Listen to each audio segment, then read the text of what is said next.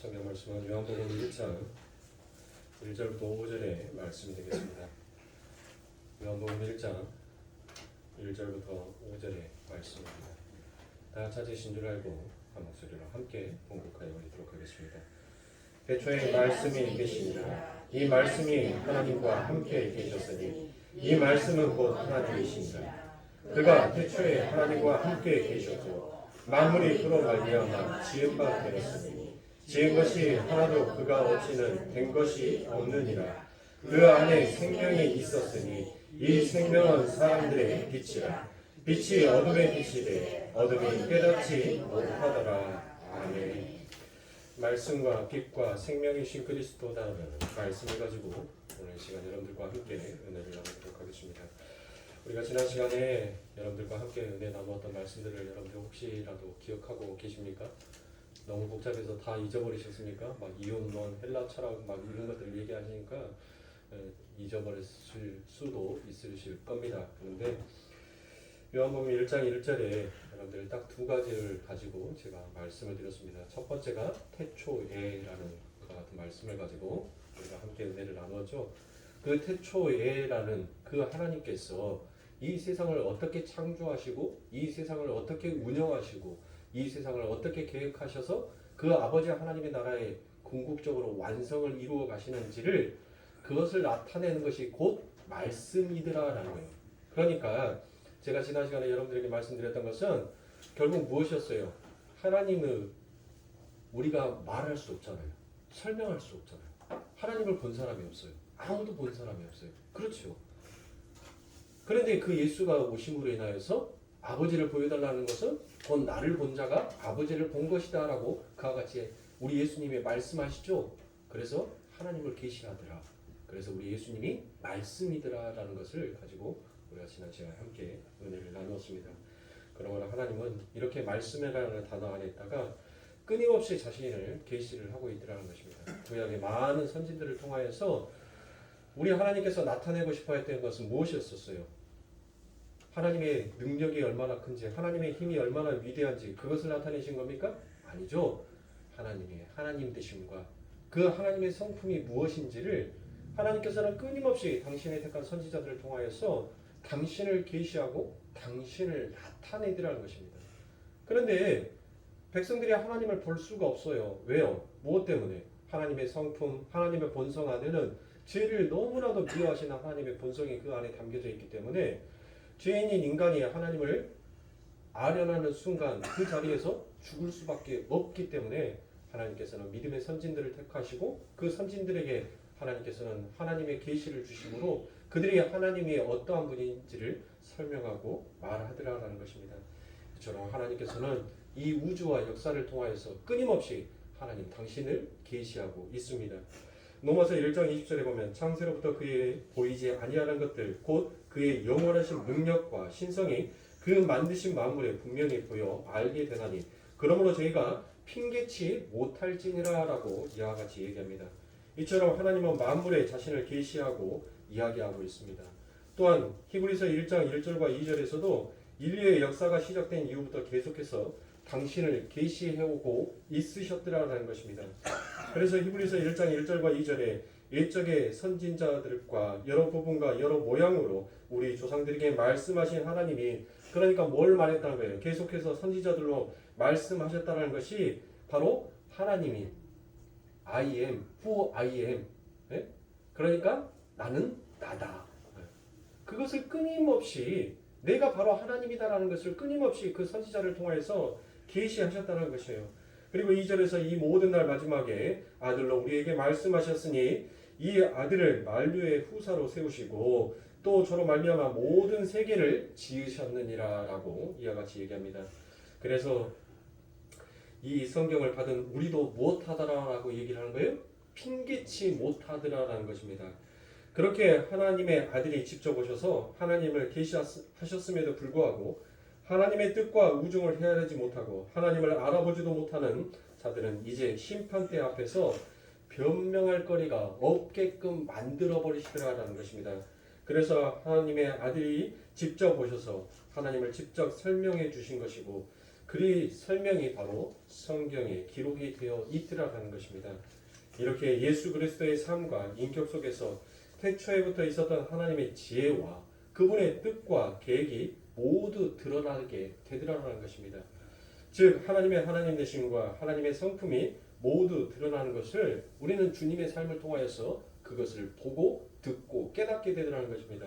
그래서 우리 주님의 삶도 오직 하나님을 나타내는 것 외에는 그 어떠한 일도 하시지 아니하였습니다. 그분 자신의 마음과 말과 생각과 행동 이런 것은 전혀 없었더라라는 것입니다. 그분의 마음과 생각과 말과 행동이 전부 하나님을 나타내고 표현할 뿐이었었습니다. 자기를 드러내는 것은 아무것도 없으신 분이 바로 예수 그리스도입니다.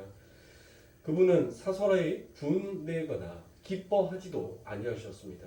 오직 예수 그리스도의 삶은 어떻게 하면 하나님을 드러낼 것인가 그 삶을 살다가 가신 것이 바로 예수의 인생이었습니다. 그래서 요한복음 12장 49절부터 50절에 보면 내가 나의 자리로 말하는 것이 아니요 나를 보내신 아버지께서 나의 말한 것과 이룰 것을 친히 명령하여 주셨으니 그러니까 뭐라는 거예요? 말도 예수님의 자유로 한마디도 안 하셨더라라는 것입니다. 전부 아버지를 나타내는 말만 하셨다라고 성경은 기록하고 있습니다. 그리고 50절에서 나는 그의 명령이 영생인 줄 아노라. 그러므로 나의 이르는 것은 내 아버지께서 내게 말씀하신 그대로 이르노라 하시니라라고 말씀하십니다. 그렇죠. 보십시오. 우리 예수님께서는 이렇게 자신의 생각, 자신의 말, 자신의 행동 그 모든 것들을 전부 다 누구에게 맞춰져 있었어요? 하나님에게 맞춰져 있더라라는 것입니다. 자, 요한복음 6장 38절과 39절에서도 내가 하늘로서 내려온 것은 내 뜻을 행하려 함이 아니요 나를 보내신 이의 뜻을 행하려 함이다라고 이야기를 하고 있습니다. 예수님은 이처럼 자신의 뜻을 한 번도 행하지 않으셨던 분이 바로 예수님이십니다. 그분은 자기를 비우시고 오직 하나님의 뜻에 따라 하나님만을 증거하기 위해 오신 분, 그분을 가리켜서 말씀이요 지혜다라고 성경은 가리키고 있습니다. 그분은 자신의 뜻을 완전히 비웠다는 것입니다. 이 요한복음을 기록한 사도 요한은 예수님을 가장 가까이에서 따랐던 사람이었습니다. 요한은 예수님과 먹고 마셨고 어떨 때는 예수님의 품에 안겨서 예수님의 숨소리까지도 정확하게 들었던 사람이었습니다. 그러나 육신을 가진 요한은 절대 영이신 하나님을 보거나 인지할 수 없는 사람이었습니다. 그런데 요한이 하나님과 함께 3년 남짓을 보내면서 예수님을 통해 하나님을 보게 되더라는 것입니다. 그래서 요한은 예수님을 말씀이시며 그분이 바로 하나님이시다라고 오늘 본문에서 명확하게 기록을 해놓고 있습니다. 그 예수님은 바로 하나님을 그대로 설명하신 분이었다라고 기록을 하더라라는 것입니다. 그래서 골로새서 1장 15절부터 17절의 말씀에 보면 그는 보이지 아니하시는 하나님의 형상이요 모든 창조물보다 먼저 나신 자니 만물이 그에게 창조되되 하늘과 땅에서 보이는 것들과 보이지 않는 것들과 혹은 보좌들과 주관들이나 정사들이나 권세들이나 만물이 다 그로 말미암고 그를 위하여 창조되었고 또한 그가 만물보다 먼저 계시고 만물이 그 안에 함께 섰느니라라고 말씀합니다. 자, 이뿐만이 아닙니다. 고린도후서 4장 4절에서도 이와 같은 말씀을 합니다. 그 중에 이 세상 신이 믿지 아니하는 자들의 마음을 혼미케 하여 그리스도의 영광에 복음의 광채가 비치지 못하게 함이니 그리스도는 하나님의 형상이니라라고 이야기합니다. 그런데 믿지 않는 자들은 마귀의 미혹을 받아서 그렇게 안 믿더라라는 것입니다. 우리는 예수 그리스도가 원수를 위해서 아버지여 저들을 용서하여 주시옵소서라는 기도하는 그 모습을 보면서 용서의 하나님을 보게 되더라라는 것입니다. 그게 하나님의 본질이심을 설명하고 있는 것이 바로 예수님의 삶입니다. 그런데 그 용서의 하나님은 우리가 볼 수도 없고 느낄 수도 없더라는 것이에요. 그런데 그 용서의 하나님이 육신으로 이 땅에 내려오셔서 육신이 우리에게 보여짐으로 그게 말씀이 육신이 되었다라는 그와 같은 뜻이더라라는 것입니다. 그렇게 육신을 설명을 하더라는 것입니다. 누가요? 바로 하나님이 그래서 예수님을 바로 말씀이다라고 이야기합니다. 자, 우리 하나님이 용서의 하나님만 계십니까? 아니시죠. 우리 하나님은 또한 희생의 하나님임을 보여주십니다. 고아와 가부를 돌보시며 그들과 함께 먹고 마시며 예수님을 보면서 우리는 또 그 속에서 긍휼의 하나님을 보게 되더라는 것입니다. 또한 원수를 위하여서 십자가에서 죽으시는 주님을 보면서 그 희생의 하나님을 우리는 보게 되게 되더라는 것입니다. 자기를 자해하면서까지 원수를 사랑해 주시는 그 사랑의 하나님을 우리가 보게 되었습니다. 그리고 그 저주받은 죽음에 대해서 하나님이 그 죄를 얼마나 미워하시는지도 우리는 보고 깨닫게 된 자들이라는 것입니다. 이렇게 예수님은 그의 삶 전체와 언행이 전부 하나님만을 설명하고 있습니다. 그래서 예수님이 하나님의 말씀인 것입니다.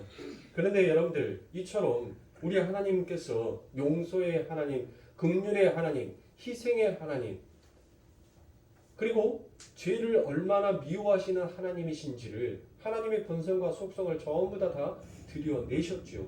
그런데 하나의 문제점이 있습니다. 어떤 문제점이 있습니까? 바로 그 삶을 우리보다 살라라고 얘기를 하시더라라는 것이에요. 그래서 성경이 우리 성도들에게도 똑같이 말씀으로서 삶을 살아야 한다라고 합니다.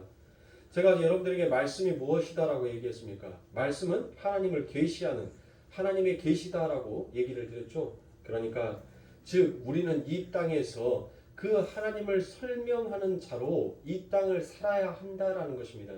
그래서 요한복음 17장 18절에서도 아버지께서 나를 세상에 보내신 것 같이 나도 저희를 세상에 보내었고라고 되어 있습니다. 자, 여기에서 저희가 누구입니까? 바로 우리를 나타내는 것입니다. 예수님이 이 땅에 오신 목적이 바로 그 목적을 우리가 그대로 갖고 세상으로 파송이 되었다라고 얘기를 합니다. 그래서 우리도 빛과 말씀으로서의 삶을 세상에 나가서 살아야 되더라라는 것입니다. 이것이 바로 그리스도의 참된 삶인 것입니다. 이게 아버지 하나님의 백성들의 삶인 것입니다. 그런데 우리들의 삶 가운데서는 전혀 이와 같은 삶이 나오지 않습니다. 오히려 이와 같은 삶이 오히려 거부 반응이 일어날 때가 더욱더 많더라는 것입니다.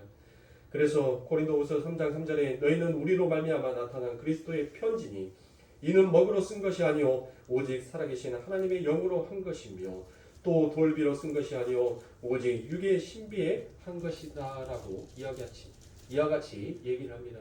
보세요. 우리는 이처럼 하나님께서 우리들에게 말씀하여 주신 용서의 하나님을 우리는 이 땅에서 전파하며 긍휼의 하나님을 전파하며 그리고 사랑과 희생의 하나님을 우리들의 삶 가운데 나타내야 됨에도 불구하고 여전히 우리들은 그 하나님을 나타내기보다 나를 우선시 여기며 나를 자랑하기에 급급하며 바쁘다라는 것이에요. 그래서 우리들 스스로 그 천국을 향하여서 갈 수 있는 자가 아니라 바로 그 성령께서 우리들의 마음 가운데 그 하나님의 글을 새겨버리시고 그 하나님의 말씀의 계시가 우리를 이끌어가게끔 만들어 주시더라라는 것입니다. 그래서 성경은 우리를 예수 그리스도의 향기다라고 이야기를 하더라는 것입니다. 하나님이 예수 그리스도를 보내신 것처럼 빛의 비추임을 받은 우리 성도들도 세상으로 보냄을 받은 사람들이다라고 이와 같이 이렇게 명확하게 기술을 하고 있습니다. 이 말은 예수님께서 자신의 뜻과 목적을 다 부정하시고 하나님 아버지의 뜻과 계획과 목적을 위해서만 사셨던 것처럼 우리 성도들의 삶도 그렇게 되어야 한다라는 것을 지금 나타내고 있습니다. 지금까지 여러분들의 삶은 어떻습니까? 여러분들의 인생의 목적은 무엇이었습니까? 늘 나의 목적, 나의 뜻, 나의 꿈을 위해서 달려왔던 그 모든 죄의 삶을 이제는 하나님께서 돌이키더라라고 얘기합니다. 그러니까 하나님께서는 지금 나의 목적과 나의 뜻과 나의 꿈을 위하여서 살아가는 그 모든 것들을 돌이키라라고 얘기를 합니다. 그런데 그것들을 가르쳐서 우리들은 세상에서 무엇이다라고 얘기합니까? 그게 바로 힘의 논리를 갖고 있는 이 세상 사람들이 살아가고 있는 방법이더라라는 것을 지금 성경이 우리들에게 회개하라 천국이 가까웠노라라고 그와 같이 얘기를 하고 있더라는 것이에요. 그렇게 해서 우리들은 끝까지 내려놓지 못하는 나의 목적과 나의 뜻과 나의 꿈을 바로 성령께서 그 모든 꿈과 그 모든 뜻을 접어버리시고 이제는 아버지 하나님께서 원하시는 그 삶을 구현해 내더라라는 것입니다. 이것이 바로 구원이며 이것이 바로 하나님의 능력이며 이것이 하나님 속에 담겨져 있는 성품의 힘이더라라는 것입니다. 그러나 그 힘은 여러분들 세상의 힘과는 달라요. 세상의 힘은 늘 과시하고 나타내기를 원하지만 하나님의 힘은 이 세상 가운데서 약해 보이지만 그 힘은 매우 강함을 하나님께서는 그 안에 담고 있습니다. 이와 같이 기독교는 내 소원을 이루기 위해서 믿는 종교가 아닙니다. 기독교는 예수님처럼 자기를 완전히 비워내고 자기가 하고 싶은 말, 자기가 하고 싶은 행동, 이 모든 것들을 부인하고 오로지 하나님이 시키시는 말과 하나님을 드러내는 말, 하나님의 성품을 나타내는 이 모든 삶을 삶 속에 드러나는 것이 바로 그리스도인이다라고 이와 같이 얘기합니다. 자기가 하고 싶은 말 다 하는 게 아니라 내가 이 말을 해서 예수 그리스도의 성품, 하나님의 성품이 드러나는 것인가, 이걸 먼저 생각하고 이야기해야 하더라라는 것입니다. 이것이 바로 기독교인으로서 갖춰야 할 가장 기본적인 덕목이더라라는 것이에요. 인간이 살아가는데 인의예지라는 덕목이 있지요.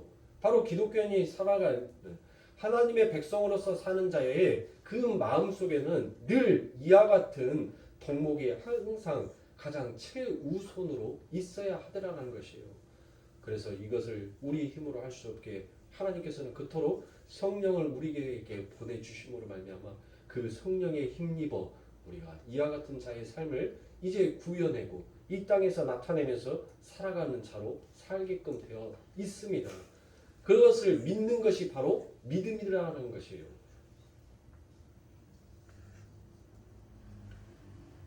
그래서 우리는 나의 영광이 아닌 하나님의 영광을 위해 존재해야 되는 자들입니다. 예수님의 하나님의 영광만을 위해서 살았던 것처럼 그 삶이 우리에게 바로 요구되고 있는 것이 지금 이 역사와 이 시간을 여러분들이 살아가고 있는 존재의 이유인 것이에요. 하나님께서는 여러분들의 생명을, 여러분들의 삶의 목숨을 여러분들 왜 거두어가지 아니하시고 여러분들 이 땅에서 이와 같이 여러분들을 멸망의 자녀로 멸하여 버리지 아니하시고 이 땅에 두신지 여러분들은 명확한 이유를 아셔야 됩니다. 강건하면 70이요 장수하면 80이니까 나는 70까지 무조건 보장돼서 산다라는 그와 같은 어리석은 생각을 버리셔야 합니다. 그러면 80이 넘는 자들은 왜 살고 있습니까? 성경의 말씀대로 나가면 강건하면 70이요 장수하면 80이라고 얘기하는데 80이 넘은 사람들은 왜 살고 있냐고요. 바로 하나님께서 지금 우리들의 삶 가운데 이와 같은 삶을 살아가게끔 우리를 훈련시키고 우리를 단련시키며 우리를 연단하여서 하나님이 원하시는 정금처럼 빛나는 자로 하나님의 백성으로 만들어 놓기 위하여서 여러분들 이 땅에 여러분들이 살고 있음을 여러분들이 깨우쳐야 돼요. 이 땅에서 무엇인가를 내가 비전과 나의 꿈을 이루기 위해서 나의 생명이 연장선에 있다라는 그와 같은 어리석은 생각을 우리들은 버려야 합니다.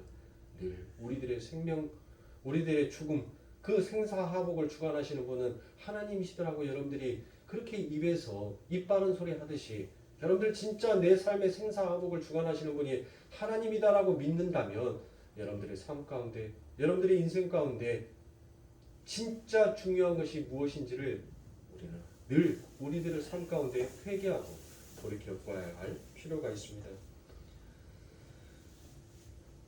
그래서 우리들의 삶 가운데 하나님께서 요구하시는 이와 같은 작은 예수로 우리의 삶 속에서 그 말씀이 육신이 되는 것으로 우리는 보여지게 됩니다.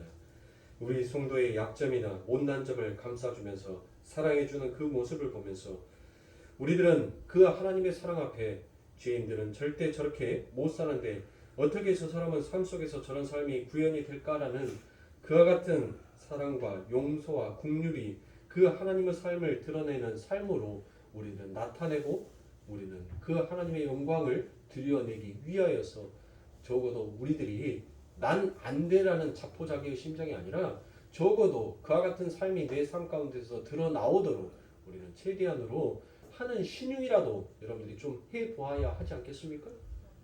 착심삼일이라는 말도 있잖아요. 여러분들 착심삼일, 내가 이 세상 가운데서 내 꿈과 내 계획과 내 비전을 이루기 위해서 여러분들 어떤 일을 행하는데 그래도 최소한 3일이라도 여러분들 행하잖아요. 이 삶을 우리들의 삶 가운데서 여러분들 오늘 여러분들 하나님께서 여러분들의 코에 생기를 넣어서 여러분들을 살려내셨어요.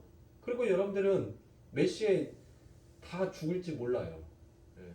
어떤 분은 9시면 되면은 죽음의 자리로 들어가시는 분이 있습니다. 어떤 분은 12시가 넘어야지 죽음의 자리로 들어가시는 분들이 있습니다. 그러나 여러분들 반드시 우리 하나님께서는 그 다음날 우리 코에 또 생기를 부어 누워주시사 우리를 또 일으켜 세워주셔요. 그러니까 여러분들의 삶 가운데서는 달마다 한 번씩 적어도 하루에 한 가지씩이라도 내가 해보기 위해서 지켜보기 위해서 몸부림치셔야 하는 그와 같은 모습이라도 여러분들 보여야 마땅하지 않겠습니까? 그러니까 우리도 똑같이 예수님처럼 우리들의 삶 속에서 말씀이 육신이 되는 삶을 살아야 되는 것입니다. 우리는 정말 대단한 신분을 갖고 있는 사람들임을 여러분들은 잊으시면 안 됩니다. 이거는 확인하지 않냐고 여전히 나의 위상, 나의 자랑, 왜 나를 알아주지 않나 이런 힘의 원리로 살아가는 사람들은 절대 이런 삶들을 꿈도 꿀 수도 없습니다. 예수 그리스도께서 긍휼과 온유와 자비하심과 오래 참으심으로 원수를 사랑하시는 그 크신 사랑을 세상에 보여주심으로 하나님을 증거하셨던 것처럼 우리도 세상에 그렇게 보내심을 받았다는 것을 사랑하는 성도님들 절대 잊지 마십시오. 그래서 에베소서 5장 8절과 9절 그리고 11절과 13절의 말씀을 이어서 읽어드리도록 하겠습니다. 너희가 전에는 어둠이었더니 이제는 주 안에서 빛이라 빛의 자들처럼 행하라. 빛의 열매는 모든 착함과 의로움과 진실함에 있느니라. 여러분은 열매 맺는 어둠의 일에 끼어들지 말고 오히려 그것을 폭로하십시오. 그들이 은밀히 하는 일들은 말하기조차 부끄러운 것입니다. 빛으로 말미암아 폭로되는 모든 것을 드러나게 되어 있습니다라고 되어 있습니다. 우리는 빛으로 살아가야 합니다. 왜 그렇습니까? 하나님이 우리를 방법과 수단으로 쓰고 있으시기 때문이라는 것입니다. 그래서 요한일서 2장 7절부터 11절에 보면 사랑하는 자들아 내가 새 계명을 너희에게 쓰는 것이 아니라 너희가 처음부터 가진 옛 계명이니 이 옛 계명은 너희들의 들은 바 말씀이거니와 다시 내가 너희에게 새 계명을 쓰노니 저희에게와 너희에게도 참된 것이라. 이는 어둠이 지나가고 참빛이 벌써 비춤이니라. 빛 가운데 있다 하며 그 형제를 미워하는 자는 지금까지 어두운 가운데 있는 자요 그 형제를 사랑하는 자는 빛 가운데 거하여 자기 속에 꺼리낌이 없으나 그 형제를 미워하는 자는 어두운 가운데 있고 또 어두운 가운데 행하며 갈 곳을 알지 못하나니 이는 어둠이 그의 눈을 멀게 하였음이니라 라고 말씀합니다. 너희들이 말씀의 삶, 빛의 삶을 살고 있지 않다면 너희들은 아직 어둠이다라고 성경은 이와 같이 얘기합니다. 그런 사도조차 하고 있지 않다면 너희는 어둠이다라고 다시 한번 우리들에게 이야기합니다. 그런데 지옥을 여러분들 우리가 안 믿으니까 너무나도 그 지옥이 어마무시하다라는 것을 그리고 하나님의 그 심판이 얼마나 무섭다라는 것을 겁을 안 먹으니까 그러니까 여러분들 내 마음, 내 인생 내가 하고 싶은 대로 막 사는 거예요. 아무리 믿음의 선진들이 이야기를 하더라도 도대체 들어먹지를 않더라는 것입니다. 왜요? 그 하나님의 심판은 아직 까마득하게 멀기 때문이라고 착각을 합니다. 그리고 나는 이미 하나님 앞에 구원을 받았으니까 하나님의 그 백보자 심판대 앞에는 나는 서지도 않을 것이다라는 그 오만방자한 교만이 그 안에 가득하기 때문에 늘 방종의 삶을 살고 있으면서도 자기가 방종의 삶을 살고 있다는 것을 알지 못하더라는 것이요. 이들이 바로 2절의 말씀처럼 오늘 본문의 말씀처럼 무엇이다라고 얘기를 해요. 빛이 그에게 찾아왔으나 그들이 도대체 빛이 무엇인지를 깨닫지 못하더라는 것입니다. 그리고 오히려 어둠을 더 사랑하더라고요. 그 어둠을 사랑한다는 것은 뭐예요?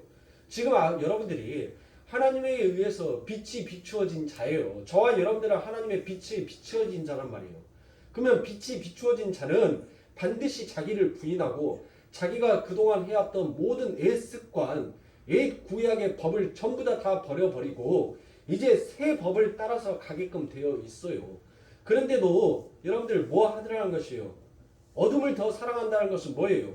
빛이 그에게 비추어졌는데 그 빛이 내게 별로 이익이 안 돼요. 영양가가 없단 말이에요. 그렇게 살면 내 삶 가운데서 늘 손해를 보는 삶 같아요. 그리고 세상 가운데서 늘 돌맞아 가는 자처럼 살게끔 되어 있어요. 그러니까 뭐 하는 거예요? 모든 자가 싫어하더라는 거예요. 그래서 더 어둠을 뭐 하더라는 거예요? 사랑하더라는 것입니다. 왜요? 그 어둠은 뭐예요? 내가 율법 잘 지키고 제사 잘 지내니까 뭐라고 얘기를 해요? 그 사람의 모습을 보고. 야, 저 사람 믿음이 참 대단한 사람이다.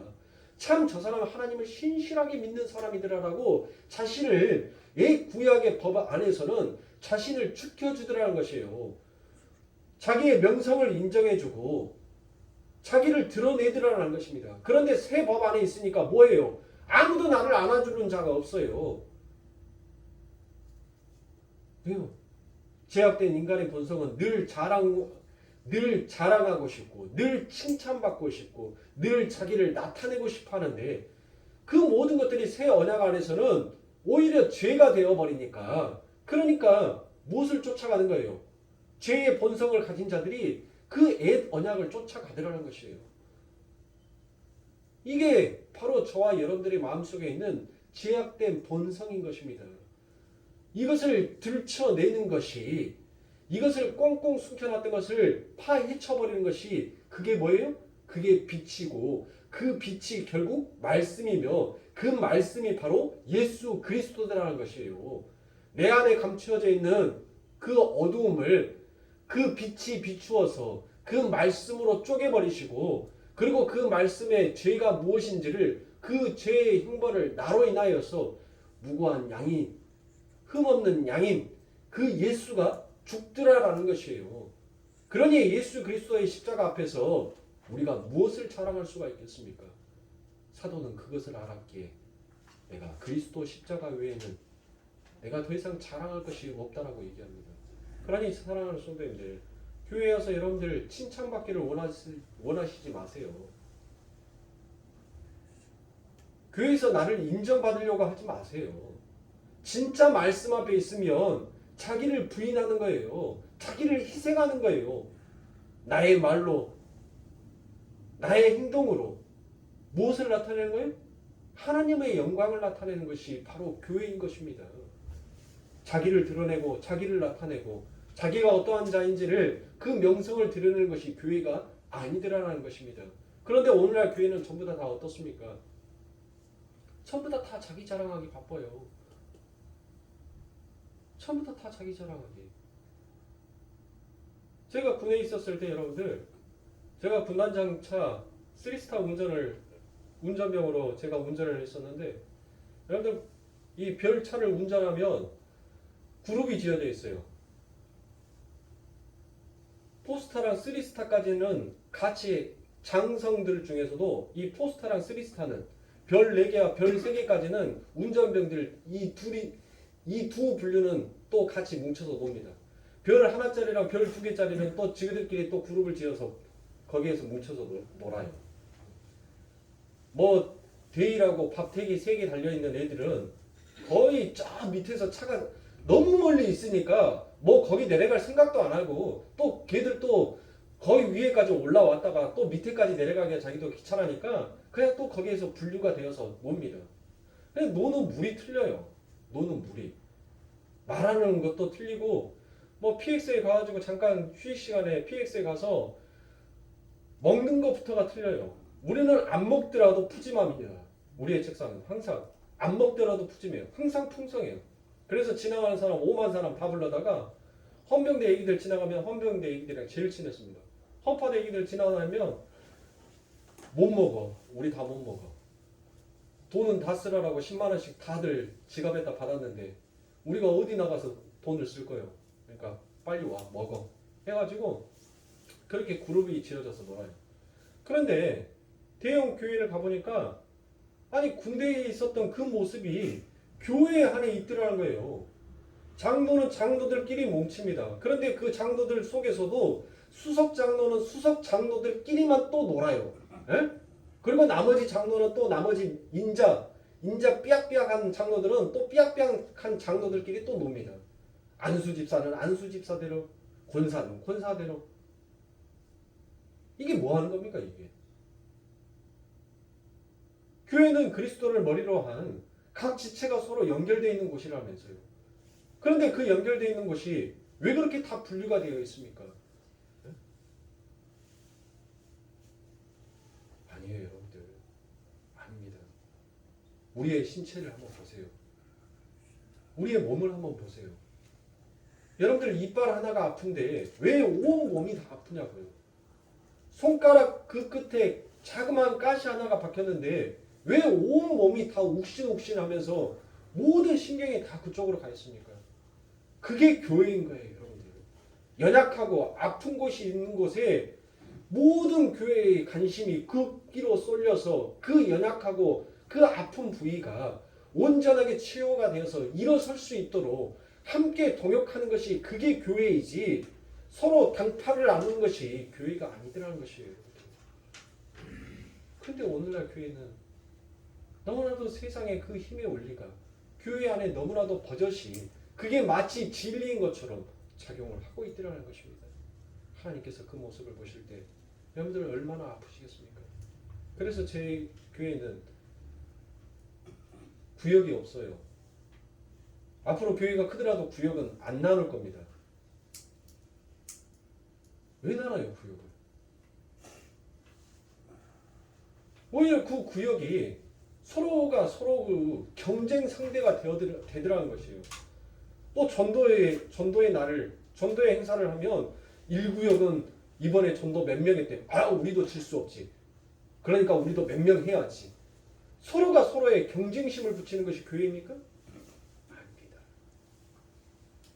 다시금 말씀드리지만 교회는 그 연약한 부분을 치유하고 감싸고 그것이 빨리 낫도록 신경을 쓰는 것이 그게 교회라는 것이에요. 사랑하는 성도님들, 잊지 마십시오.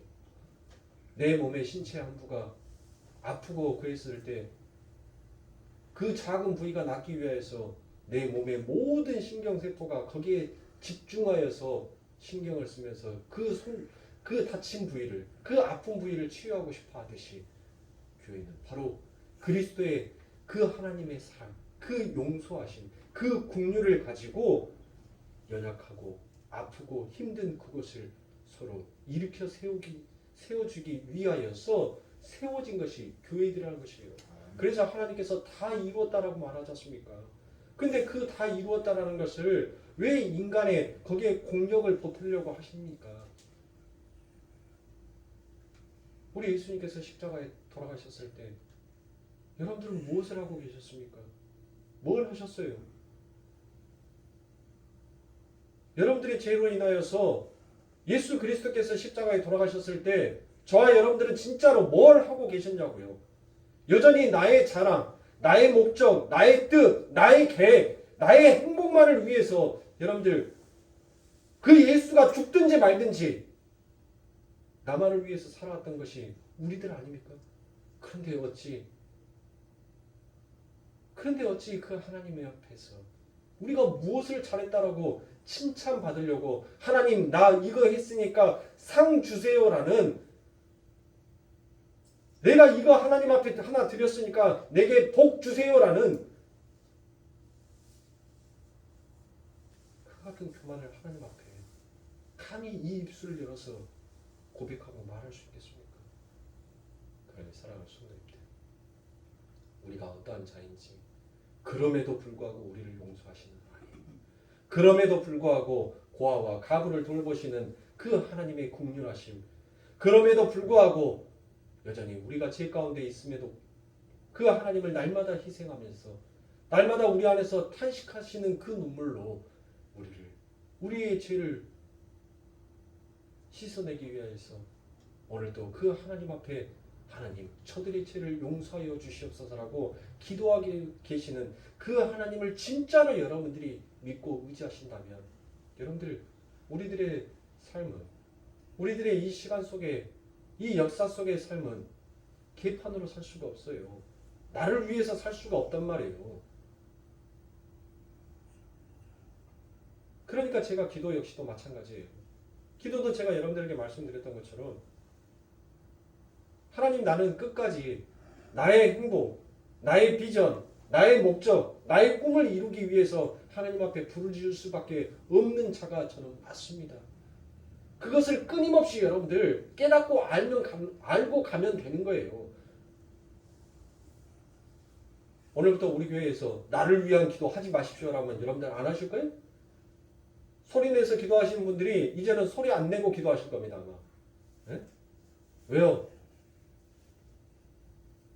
담임 목사가 나를 위한 기도를 하지 말고 성령을 위한 기도를 하라고 얘기를 했으니까 혹시라도 나를 위한 기도를 하다가 왜 권사님, 왜 집사님 그렇게 나를 위한 기도를 하세요? 라고 그렇게 얘기를 할까봐 그렇게 통성으로 힘차게 소리를 내서 기도하셨던 분들이 이제는 다들 조용히 예? 교회가 이제 절간으로 만들어버릴 거예요. 그게 아니에요. 여러분들. 하세요. 우리는 하나님 앞에 모든 것을 낱낱이 기도해야 돼요.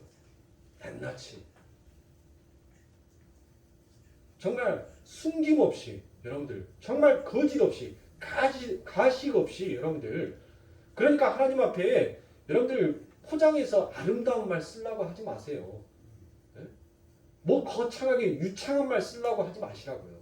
그냥 하나님 앞에 내 속에 담겨져 있는 그냥 하고 싶은 말 하나님 나 저 새끼 진짜 미워 죽겠는데 확 쥐어 박아버리고 싶은데 하나님 그렇게 하면은 성경에서는 죄라고 하고 내 형제를 미워하는 것은 또 살인이라고 하니 하나님 나 진짜 복장 터져서 환장해 죽겠다고 하나님 나 한 대 꽉 때려버리고 난 다음에 저 회개할게요. 진짜 그 마음이네요. 하나님 나 어떻게 할까요? 아니 여러분들이 마음속에서 화남이 있으면 여러분들의 마음속에 고통이 있으면 그 고통을 하나님 앞에 낱낱이 이야기하시라고요. 왜 포장하십니까? 왜 그것을 내 감정을 억누르세요? 그러니까 기도가 안 되는 거지요. 그러니까 기도가 막히는 거지요.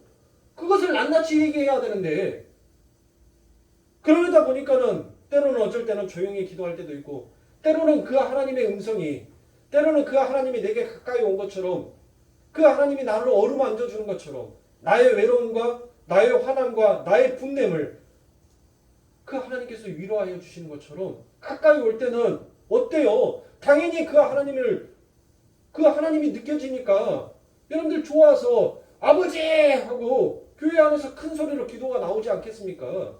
네? 전부 다 가식으로 거짓 때문에 다 포장하니까 그러니까 기도할 게 없는 거예요. 네? 기도하세요. 낱낱이 기도하세요. 모든 것을 다 기도하세요. 하나님 앞에. 그러기 위해서 우리들에게 예수의 이름을 준 거예요. 그런데 단 한 가지 우리가 잊어버리지 말아야 될 것이 무엇입니까? 하나님께서 우리들에게 율법을 왜 주셨어요? 지키라고 주셨습니까? 그 율법을 통하여서 하나님의 어떠한 자인지를 너희들은 알고 너희들이 여전히 그 죄 가운데 있음에도 불구하고 그 하나님의 긍휼이 그 하나님의 자비하심이 그 하나님의 오래 참으심이 어떠한 것인지를 너희들이 그것을 잊지 말라라고 하나님께서 우리들에게 율법을 주셨어요. 그런데 그 율법의 본성을 잃어버리고 지키자라고만 가더란 거예요. 지키자. 그러니까 기도 역시도 뭐예요? 내가 부르짖고 내가 기도하면 뭐든지 하나님께서는 다 들어주시더라라고 그렇게 하더란 거예요. 그렇게 해서 안 들어준 하나님을 원망하더라는 것입니다. 그러니까 그 기도에 뭐가 잃어버린 거예요?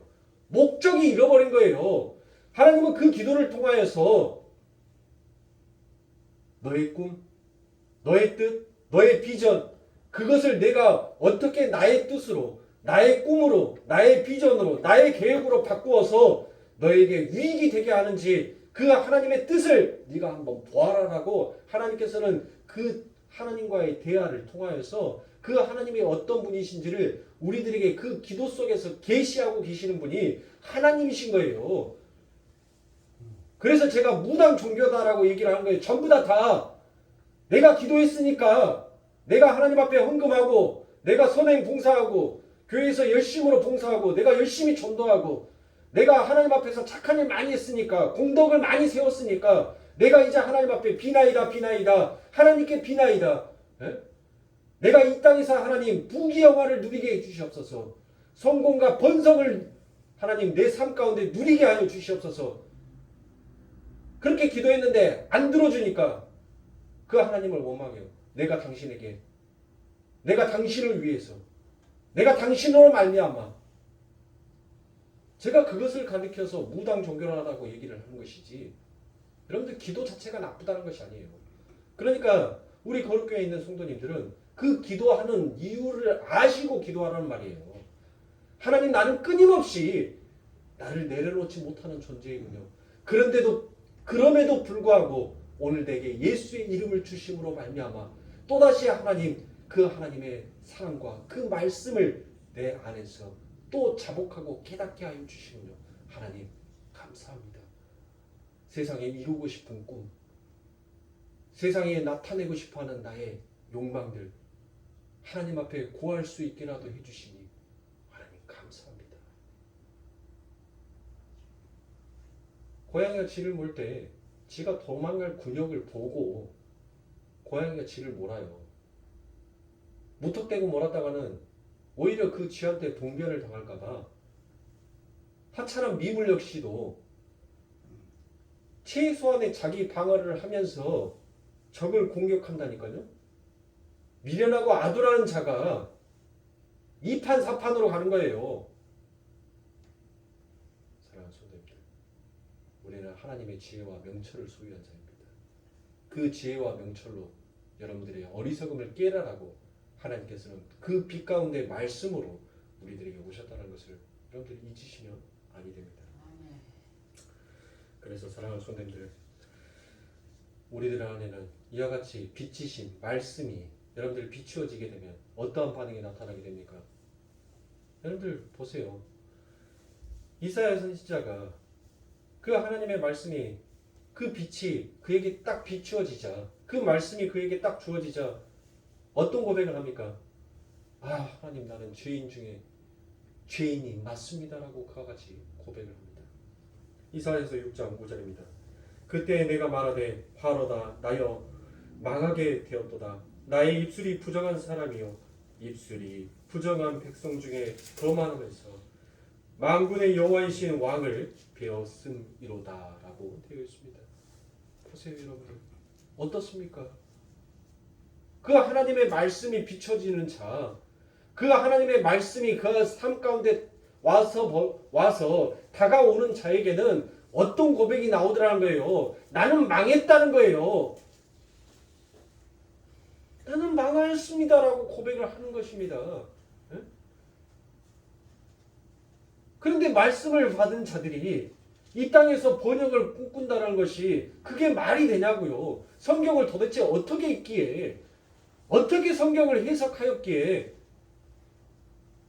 여러분들 이사야 선지자뿐만이 아니에요. 여러분들 그렇게 잘 알고 계시는 베드로도 어떻습니까? 그 예수가 그 빛이신 그 말씀이 그에게 와버리니까 뭐예요? 주여 나는 죄인이오소입니다. 어서 나를 떠나시옵소서라고 자기를 깨닫게 되더란 거예요. 자기가 어떠한 자인지 자기를 발견하게 되더라는 것입니다. 이처럼 말씀이 우리들의 삶 가운데 다가오게 되면 내가 어떠한 존재인지를 깨닫게 되는 거예요. 그래서 뭐 하는 거예요? 자기를 자꾸 부인하게 되는 거예요. 하나님, 나는 죄인 중에 개수가 맞아요. 그런데도 그 하나님의 영광이, 그 하나님의 참된 소망이 나를 비추어 주시니 하나님 감사합니다. 그런데 그 감사가 너무 기뻐버리니까 터져나오는 게 뭐예요? 그게 찬송인 것입니다. 찬송. 그래서 빛의 사자들은 뭐 하더란 것이에요? 행군 나팔 들고 하나님을 찬양하게끔 되어 있어요. 이렇게 자기가 죄인임을 자각하자마자 하나님께 완전히 항복하고 순종하는 삶을 살게 되는 것이 그것이 바로 빛이 그 말씀에 비추어지는 그 사람들에게 삶 속에서 나타나는 하나의 증상이요 하나의 표식이라는 것입니다. 이렇게 그 어둠 속에서 떠나서 빛의 삶으로 돌아오게 되는 반응이 있는가 하면 자신에게 비치는 빛과 말씀을 향하여 돌을 들고 공격하는 그런 반응들도 있습니다. 그래서 요한복음 1장 5절에 빛이 어둠에 비치되 어둠이 깨닫지 못하더라라고 이야기하고 있습니다. 자, 5절에 보면 여러분들 깨닫지라고 되어 있는 이 말씀이 바로 헬라어로 카타람바오입니다. 카타람바오. 이 카타람바오는 힘으로 이기다, 소유하다라는 이와 같은 뜻이 있습니다. 그래서 이 5절의 말씀을 여러분들에게 직역하여서 여러분들에게 해석을 하면 빛이 어둠에 비추니까 어둠이 힘으로 이기지 못하더라라는 그와 같은 말이 되돌아가는 것입니다. 그래서 말씀이시며 빛이신 그 예수 그리스도의 삶이 그렇게 고단했던 것입니다. 세상의 빛과 말씀이 딱 다가가자마자 돌을 들고 그에게 달려들기 시작했기 때문입니다. 그래서 말씀이신 우리가 이 땅을 말씀을 빛으로 살아나게 되면 세상은 반드시 우리를 향하여서 돌을 들고 공격하게 되어 있습니다. 그래서 우리가 진짜 빛으로 말씀으로 살아내면 힘들더라라는 것이에요. 그래서 신앙이 어렵더라라고 제가 여러분들에게 말씀을 드리는 것입니다. 그러나 이 세상에서 가시적으로는 그렇게 우리는 당하는 모습으로 비춰질지 몰라도 영적으로는 절대 우리가 지는 게 아니더라라는 것을 바로 요한복음은 그걸 우리들에게 지금 설명하고 보여주고 있는 책입니다. 예수님의 십자가는 이 세상의 관점으로 볼 때 지는 모습과 똑같은 모습이었습니다. 그런데 그 안에 파고 들어보면 그 안에는 무엇이 담겨져 있더라는 것이에요.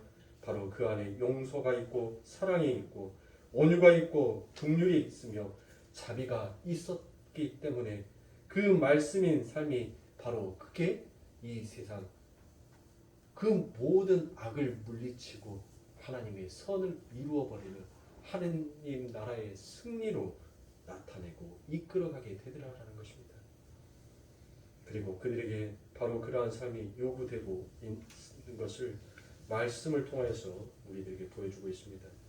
그래서 히브리서에 보면 믿음의 선진들을 쭉 나열하는데 그 첫 번째 인물로 누구를 나열합니까? 그 첫 번째 인물에 바로 아벨을 딱 올려놓더라는 것입니다. 아벨이 누구입니까? 세상의 종교를 상징하는 힘을 추구하는 그리고 나를 위해서 어떤 신을 방법과 수단으로 사용하려고 하는 세상의 종교로부터 몰매를 맞아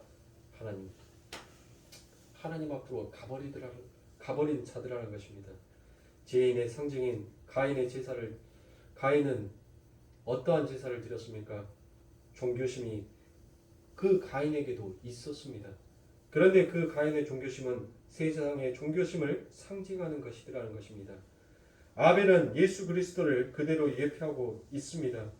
예수 그리스도가 이 세상 종교, 유대교가 정치적인 메시아, 경제적인 메시아를 기다리고 있었던 것처럼 자기들의 힘을 추구하는 종교를 나타낸 것이 바로 가인의 제사들이라는 것입니다.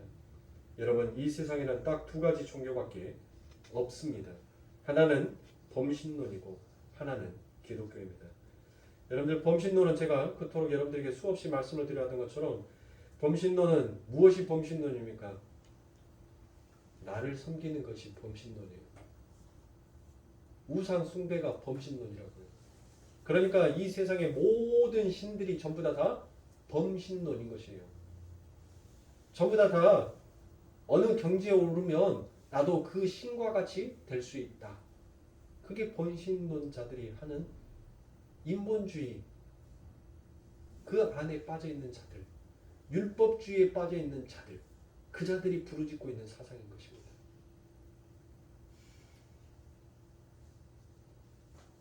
그러니까 사랑하는 성도님들, 구약의 이스라엘 백성들은 결국 무엇이었어요? 그들이 바로 범신론자다라는 것이에요. 그들이 하나님을 섬긴다라고 하지만은 그들은 하나님을 섬기는 자가 아니라 그들 자신을 섬기었던 자들이라는 것을 성경은 명백히 나타내더라는 것입니다. 누구도 메시아를 원하면서 진정한 메시아를 원하는 자가 없었습니다. 전부 다 누구의 이름을 불렀습니까? 어느 누구도 예수의 이름을 부르면서 예수를 기다리는 자가 없었더라는 것이에요. 그 유대인들이 하나님의 말씀을 갖고 있는 자들이 하나님에 의해 선택되어서 태어난 자들이 하나님의 창조에서 만들어졌던 모든 인간들이 바로 세상의 왕을 원하더라는 것입니다. 그게 바로 가인의 제사인 거예요. 그래서 이 땅에서 로마서 3장 10절의 말씀처럼 의인은 없나니 하나도 없더라라는 것이에요. 이 세상의 모든 자들이 인간의 왕을 원했지 진짜 하나님의 왕을 원하지를 아니하였기 때문에 결국 인간의 왕을 원했던 것은 무엇입니까? 그 왕의 힘을 빌려서 이 세상에서 자기가 이루고 싶어하는 그 유토피아를 완성하는 것, 그게 인간의 안에 담겨져 있는 모든 죄의 본성이라는 것을 바로 이 이스라엘 백성들을 통하여서 이 유대인들을 통하여서 성경은 낱낱이 폭로하고 있어요. 사랑하는 성도님들, 여러분들은 범신론자입니까? 아니면 기독교인입니까? 여러분들이 정말 하나님을 원하십니까? 아니면 세상의 왕을 원하셨습니까? 여러분들의 자신을 돌아보십시오. 그리고 말씀 가운데 진정한 빛으로 오신 그 예수를 여러분들이 사모하시면서 기다리십시오. 그게 단장한 신부의 모습이며 그게 하늘의 왕이 내려준 진짜 하나님께서 주신 의의 의복을 입고 기다리는 하늘의 백성의 삶이지 아니하겠습니까? 사랑하는 성도님들, 기독교란 나는 도저히 안 되는구나. 나의 자력으로는 도저히 할 수 있는 것이 아무것도 없구나. 그래서 하나님 나를 도와주지 아니하시면 나는 이 세상에서 존재할 수조차도 없는 존재이구나라는 것을 깨닫고 그 하나님을 의지하는 것이 그게 기독교인 것입니다. 그게 바로 용서이시며 사랑이시며 인내이며 자비이신 하나님을 살아내는 말씀의 삶인 것이고 그게 바로 승리의 삶이며 하늘에서는 바로 그게 왕의 삶이더라라는 것을 성경이 보여주고 있습니다. 사랑하는 성도님들, 이게 기독교입니다. 여러분은 뭘 기독교로 알고 계셨습니까? 기독교라면서도 전부 마음속에 범신론적 그런 개념들을 갖고 있지는 않습니까? 하나님은 나를 위해서 존재해야 되니까 아닙니다. 우리가 하나님의 영광을 위해서 존재하는 자다라는 것을 사랑하는 성도님들 잊지 마십시오. 다시 한번 말씀드리지만 우리도 말씀이 육신이 되는 삶을 살아내셔야 합니다. 그게 바로 이 땅을 사는 작은 예수로서의 삶입니다. 그래서 우리들의 삶이 늘 힘이 듭니다. 그래서 여러분들 우리들에게 하나님께서 그 하늘의 생명의 양식을 공급하기 위해서 우리들에게 무엇을 주신 것입니까? 기도를 주신 것입니다. 다른 거 기도해서 내 뜻이 이루어지기를 바라는 마음보다 왜 내 삶 속에 말씀의 삶과 빛의 삶이 나타나지 않을까? 그걸 가지고 여러분들이 통곡하시면 됩니다. 그걸로 여러분들이 우시면 됩니다. 그리고 그 빛의 삶, 말씀의 삶이 내 삶이 되게 해주시옵소서라고 그걸 간구하시며 기도하셔야 한다는 것을 여러분들 다시 한번 여러분들에게 말씀을 드립니다. 왜 빛이신 예수께서 그렇게 양간 모습으로 오셨는지 여러분들 아십니까? 이사야서 53장 2절부터 6절에 보면 그는 주 앞에서 자라나기를 연한 순 같고 마른 땅에서 나온 줄기 같아서 고운 모양도 없고 풍채도 없은즉 우리 보기에 흠모할 만한 아름다운 것이 없도다. 그는 멸시를 받아서 사람에게 실어 버림바 되었으며 강고를 많이 겪었으며 질고를 아는 자라. 마치 사람들에게 얼굴을 가리우고 보지 않음을 받은 자 같아서 멸시를 당하였고 우리도 그를 귀히 여기지 아니하였도다라고 되어 있습니다. 예수님의 모습은 어느 것 하나 사람들에게 호감을 느낄 만한 것이 없었습니다. 왜 예수님이 하필 그런 모습으로 여러분들 이 땅에 오셔야 했습니까? 왜 하나님께서는 당신의 하나밖에 없는 그 아들을 왜 그런 모습으로 이 땅에 보내셔야 했습니까? 4절부터 6절입니다. 그는 실로 우리의 질고를 지고 우리의 슬픔을 당하였거늘 우리는 생각하기를 그는 징벌을 받아서 하나님에게 맞으며 고난을 당한다 하였노라. 그가 찔림은 우리의 허물을 인하리요 그가 상함은 우리의 죄악을 인하리라. 그가 징계를 받음으로 우리가 평안을 누리고 그가 채찍에 맞음으로 우리가 나음을 입었도다. 우리는 다 양 같아서 그릇 행하여 각기 채길로 갔노라. 갔거늘 여호와께서는 우리 무리의 죄악을 그에게 담당시키셨도다라고 말씀합니다. 보십시오.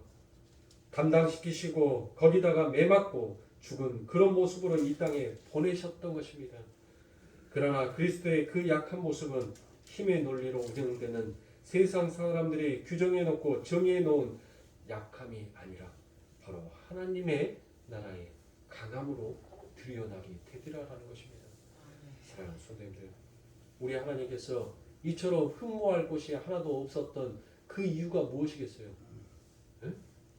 바로 우리 때문인 거예요. 우리 때문에. 그분이 우리 때문에 찔림을 당하고 그분이 우리 때문에 채찍을 맞음으로 인하여서 온몸이 상한 곳이 하나도 없기에 여러분들 그 모습으로 오신 거예요. 여러분들 한번 생각해 보세요. 이 대한민국에서 잘생겼다라고 하는 사람들, 남자 연예인들 속에서 누구를 먼저 생각할 수 있습니까? 뭐 제 머릿속에는 장동건밖에 생각이 안 나니까 뭐 요즘 TV에 누가 잘생겼는지를 잘 모릅니다. 여러분들 장동건을 데려다 놓고 열심히 온몸 머리부터 발끝까지 여러분들 연신을 매로 때려놓고 채찍으로 때려놓고 여러분들 그렇게 때려놨다라고 생각을 해보세요. 어느 곳 하나 상한 곳이 없다라고 여러분들 그 모습을 생각해 보시라고요. 그렇게 잘생긴 장동건도 연실 두들겨 맞으니까 어때요? 그 모습이 흠모할 만한 곳, 보기 좋은 곳 하나도 없지요. 우리 예수 그리스도께서 이 땅에 그렇게 이 세상 사람들한테 호감 없는 모습으로 온 것이 바로 우리의 죄로 인하여서 그분이 너무 많은 매를 맞았어요. 너무 많은 채찍질을 당하셨어요. 너무 많은 찔림을 당하셨단 말이에요.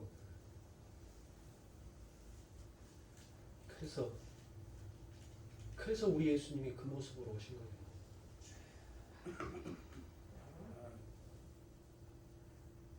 그 예수님, 내 꿈 안 이루어진다고, 내 소망 안 이루어진다고, 그 예수를 욕하는 자식이 진짜 하나님의 자식이겠습니까?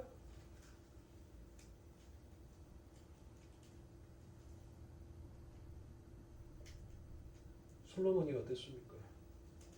이 세상에 하나님께서 주신 모든 부귀 영화를 다 누렸던 그 솔로몬이 결국 마지막에 헛되고 헛되니 모든 것이 헛되도다라고 이야기하지 않습니까?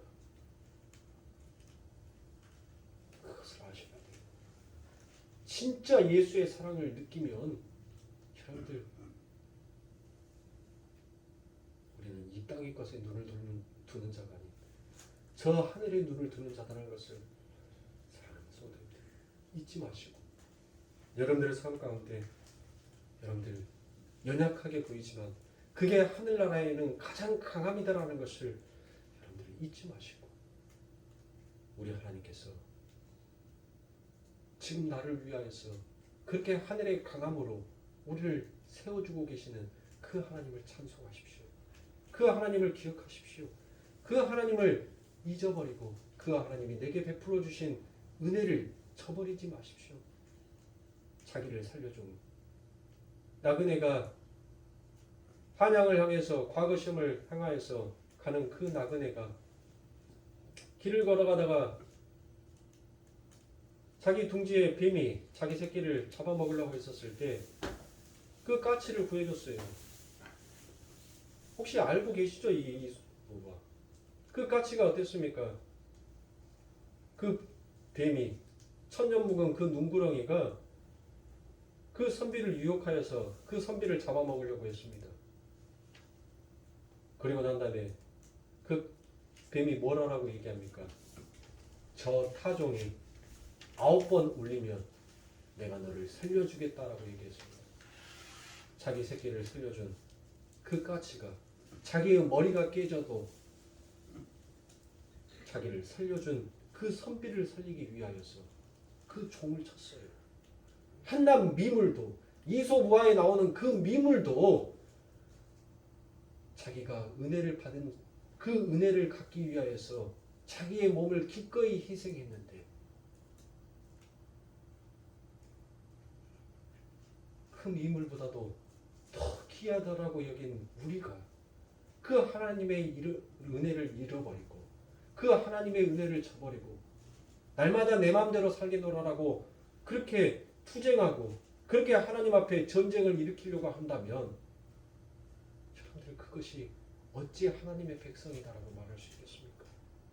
사랑하는 성도님들, 하나님의 은혜를 깨닫는 늘 하나님과 동행하는 삶을 사십시오. 그 하나님과 동행하는 삶을 내 삶 가운데 늘 예수를 잃어버리지 아니하고 사는 그 삶이 결국 하나님과 동행하는 자의 삶이다라는 것을 사랑하는 성도님들 꼭 잊지 마시고 오늘도 말씀으로 우리에게 비추어 우리의 존재가 어떠한 자인지를 깨닫게 하시고 그 하나님의 영광을 우리들의 삶 가운데 나타내기 위하여서 이 역사와 이 시간 속에서 그 분주함으로 일하고 계신 그 하나님을 늘 찬양하는 저와 여러분들의 삶이 되시길 주님의 이름으로 축원합니다. 기도하겠습니다.